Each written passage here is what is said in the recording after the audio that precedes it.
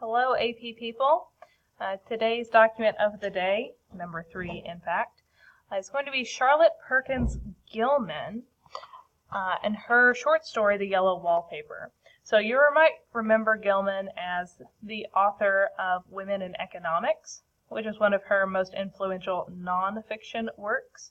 We're going to look at a fiction piece today because sometimes fiction captures what people mean to say better than nonfiction does. Okay, so the piece is The Yellow Wallpaper, and it's published in 1892. Now, Gilman is a utopian feminist, and she writes this short story really in reaction to how she has been treated by the medical industry. She really feels that women are ignored and mistreated by doctors of the day.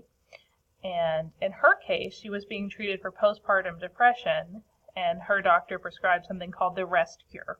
She wasn't allowed to really do anything, not even write or draw or anything in a day, but for about 1 to 2 hours of mental stimulation. So imagine just taking a depressed person and telling them it is best for you to lie in bed all day and not engage in any hobbies or creative outlets or interactions with other people.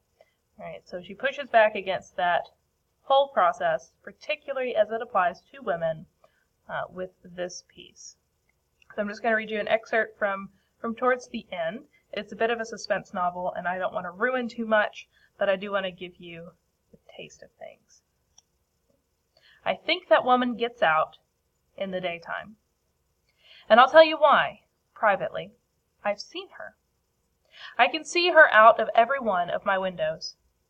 It is the same woman, I know, for she is always creeping, and most women do not creep by daylight. I see her in that long, shaded lane, creeping up and down.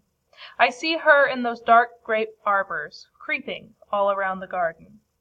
I see her on that long road under the trees, creeping along, and when a carriage comes, she hides under the blackberry vines. I don't blame her a bit. It must be very humiliating to be caught creeping by daylight. I always lock the door when I creep by daylight. I can't do it at night, for I know John would suspect something at once. And John is so queer now that I don't want to irritate him. I wish he would take another room. Besides, I don't want anybody to get that woman out at night but myself. Right? So there's just a small taste. The whole short story is only about 10 pages long, so if you have nothing to do of a Friday night, it's a really great selection. 10 out of 10, do recommend. But again, Perkins Gilman is just as much a progressive and a pusher for reform and change as a lot of male authors. Her focus is just more on feminine issues.